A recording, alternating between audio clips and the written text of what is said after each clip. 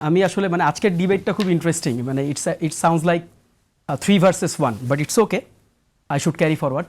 Thing is দেখেন, না, 3 versus 1 বলার কোনো কিছু নাই রিয়াজ। আপনি যদি বলতে চান আপনি সময় পাবেন, ঠিক আছে? একটু সময় দিবেন আমাকে অনুগ্রহ করে, আমি একটু কারণ বলি। আমি তো এখন যেমনটা আমরা শুনলাম যে জামাত ইসলামেরই যদি গ্রুম করা হয়ে থাকে নাহিদ ইসলামের দল, তাহলে তো নাহিদ ইসলামকেও আমি রাখলাম, আবার ইনভাইট করলাম। এখন ধরেন নাহিদ ইসলামের সাথে আবার সেটা একই রকম চিন্তা যদি জেসিনা ধারণ আপা, করে আপনি বাংলাদেশ, এটা সেখান আপনি থেকেও এটা আমি একজনকে আপনি এটা ডাকলাম, শুনেছেন। তাহলে তো আসলে খুব একটা আমি লাভজনক সেই হবে না, রেসপন্স, একই চিন্তায় আমরা পাবো। সেই রেসপন্সটা আপনি একটু আমার কাছ থেকে নেন। প্রথমত দেখেন, এটা সায়ন্ত ভাইয়ের নিজস্ব কথা, এবং তিনি যেটাকে রেফারেন্স করেছেন, তাহের ভাইকে রেফারেন্স করেছেন, এটা তাহের ভাইয়ের সাথে তার ব্যক্তিগত আলাপ।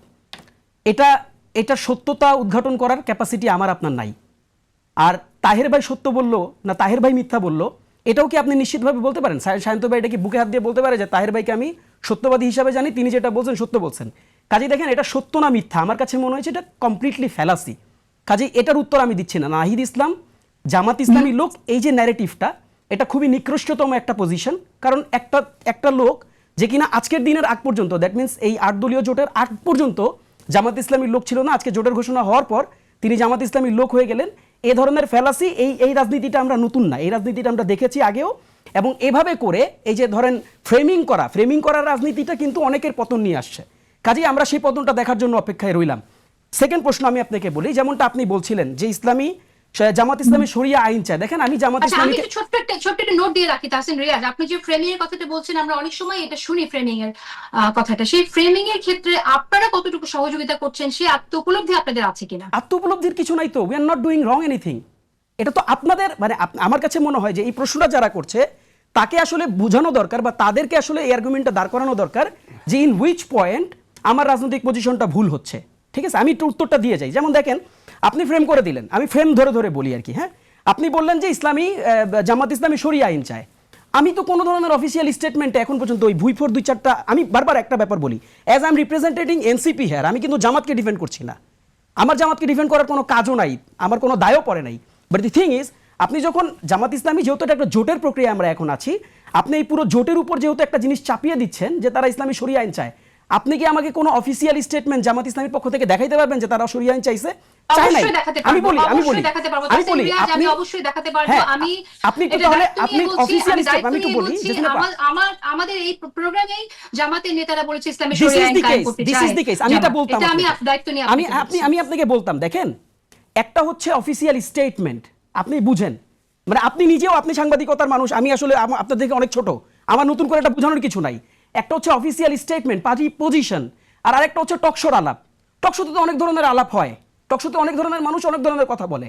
তাদের ওই স্টেটমেন্টটাকে পার্টি যখন ওন করে, আপু আমি একটু শেষ করি, আপনি আমাকে ডিসএগ্রি করতে পারেন, কোনো সমস্যা নেই। স্টেটমেন্টটা বললেন, এটাতে আমি ডিসএগ্রি করছি, কারণ আমরা এটা প্রত্যাশা করি না যে রাজনৈতিক দলের নেতারা পলিটিক্যাল ডিসকাশনে এসে যা বলবে সেটা দুজন কথা বলেছে, আপনি তাদের মাঝখানে, আপনি দুজনের কথার মাঝখানে ঢুকেন নাই। যদি হয়ে থাকে সেটা দুজন কথা বলেছে, আপনি দুজনের কারো কথার মাঝখানে ঢুকেন নাই। আপনি আমাকে প্রত্যেকটা কথা শেষ করার আগে আপনি আমার কথা মানে আপনি বলবেন, কিন্তু আপনি এটা বলতে পারেন না যে অফিশিয়াল স্টেটমেন্ট আপনি আমাকে একটু সুযোগ করে দেন, কথা বলছে সেটা হোয়াট আলাদা। আই ওয়ান্ট, আপনি আমাকে একটু সুযোগ করে দেন, আমি একটু স্টেটমেন্টটা কমপ্লিট করি।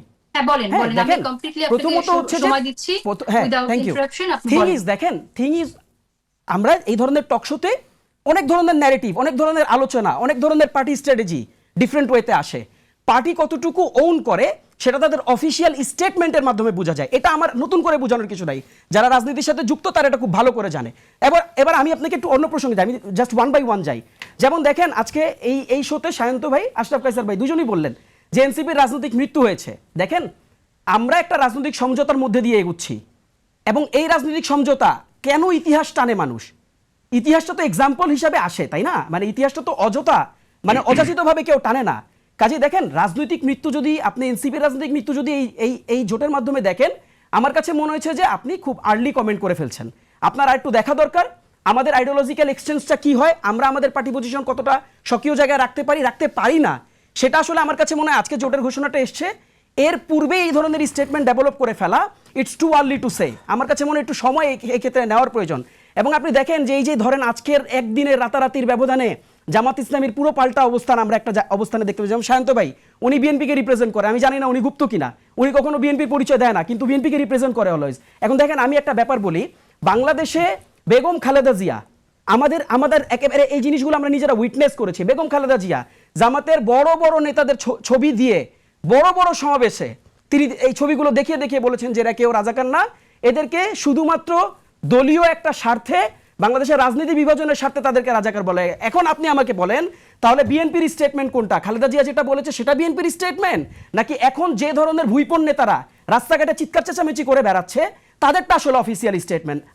আমি কোনো পজিশন নিচ্ছি না, কিন্তু I am not sharing my position. আমি জাস্ট ইলাস্ট্রেট করতেছি। জেসিনা আপা, আমি তো শেষ করিনি, একটু বলতে চাই আপনাকে। আমি শেষ করি। আপনি যদি আমার সাথে ডিবেট করেন আপা, তাহলে আমার মনে হয় তো বাকি দর্শকরা আছে, তারা আমার সাথে ডিবেট করে। আমি শেষ করি।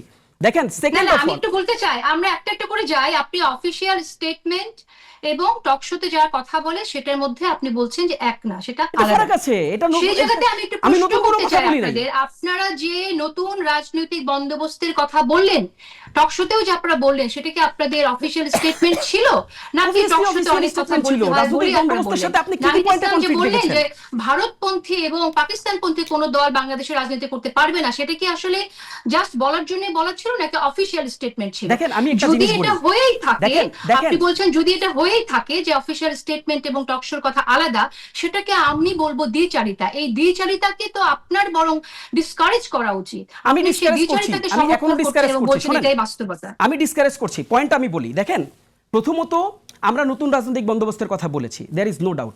পলিটিক্যাল রেটরিকে কিছু কিছু জায়গা হয়তো আমাদের বিভিন্ন নেতারা বিভিন্ন রকম মন্তব্য করেছেন।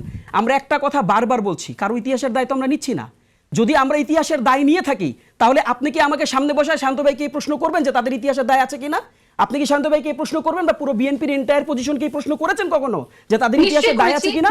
তাহলে দেখেন, তাহলে দেখেন না, তাহসিন, আমি সেটা একটু হয়তো বলি, করেছেন। নিশ্চয়ই করেছে, অনেকবার করেছে, এবং বিএনপি এটার জন্য ক্ষমা চাইবে কিনা সেই প্রশ্নও করেছে। কিন্তু আজকে তো নতুন করে সেই প্রশ্নগুলো আসছে না।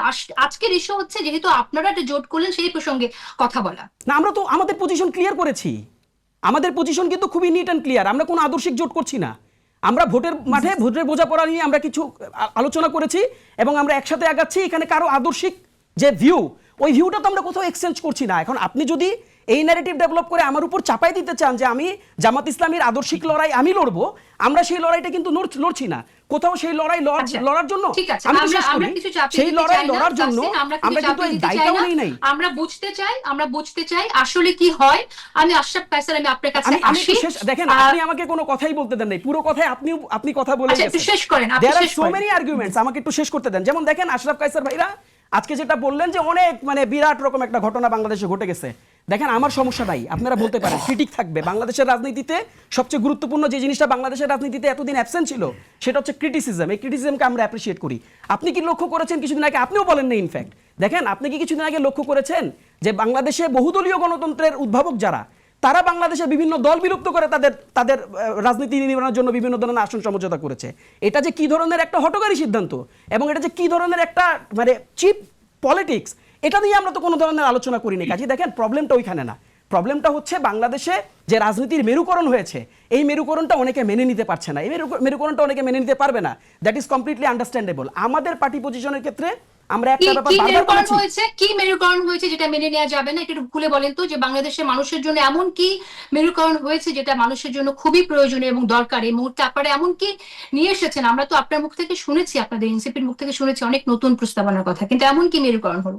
দেখেন, এটা খুবই অস্বাভাবিক প্রশ্ন। দেখেন, আমি সহজ করে বলি, বাংলাদেশের পলিটিক্যাল পার্টির বাংলাদেশের পলিটিক্যাল কালচারে কি মেরুকরণ আপনি দেখেন নাই? বাংলাদেশে 5 তারিখের পর বাংলাদেশে পুরো রাজনীতির সার্ফেসে বাংলাদেশে টোটাল একটা সিঙ্গেল পয়েন্ট পার্টি পজিশনে ছিল। বাংলাদেশ সেকেন্ড কোনো ডেভেলপমেন্ট ছিল না। আপনি বাংলাদেশে নেক্সট রাজনীতিতে কারা বাংলাদেশে একটা পার্টির বিরুদ্ধে দাঁড়ায় অন্য পার্টি ডেভেলপ করবে, নতুন নির্মাণ, নতুন রাজনীতি, নতুন বন্দোবস্তের জন্য কাজ করবে, এই সমস্ত কোনো আলাপ তো বাংলাদেশে ছিল না।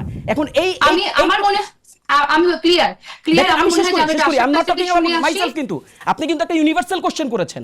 It's not on me, on NCP. আপনি যদি মেরুকরণের কথাই জিজ্ঞেস করে থাকেন, আপনি পুরো পলিটিক্যাল সার্ভিসের দিকে তাকান।